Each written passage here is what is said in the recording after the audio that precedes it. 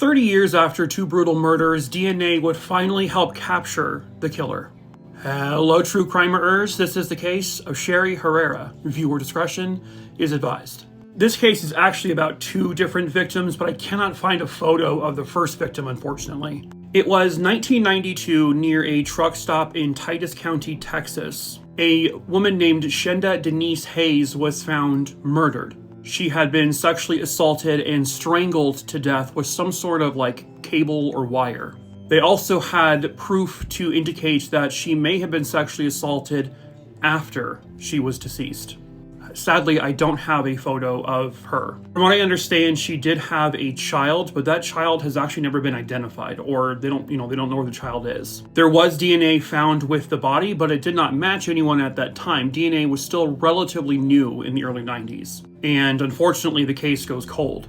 On March 30th, 1993, off of the Hayfield Road on-ramp on the I-10, and this is near Desert Center, California, the body of Sherri Herrera, who was a mother to 4 children, was found. She had been reported missing roughly 5 days prior, and at first, police were trying to find out about her alleged boyfriend, who was supposedly a truck driver, but they never seemed to find him. And then 5 days after she's reported missing, her body is found. She too was sexually assaulted. There was DNA left behind, but again, it didn't match anyone. And she had been strangled to death with a belt.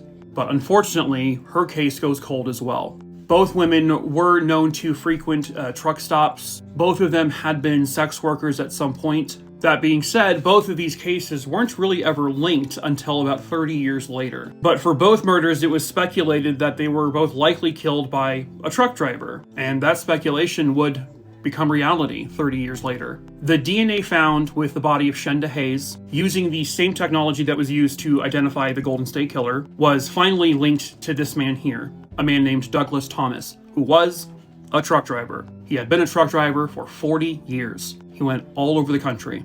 And then, once that DNA linked him to that murder, the nationwide database would come up with one more match: the DNA found with the body of Sherri Herrera. It was more than obvious that he was just a truck driver who was sexually assaulting and murdering women along his routes. There may be more victims, but none have been officially linked. In 2022, in August, he would end up pleading guilty to the murder of Shenda Hayes, and he was sentenced to 40 years in prison. I do know he has also been charged in the murder of Sherri Herrera in California, but I do not see any records of a trial or a plea deal for that case yet.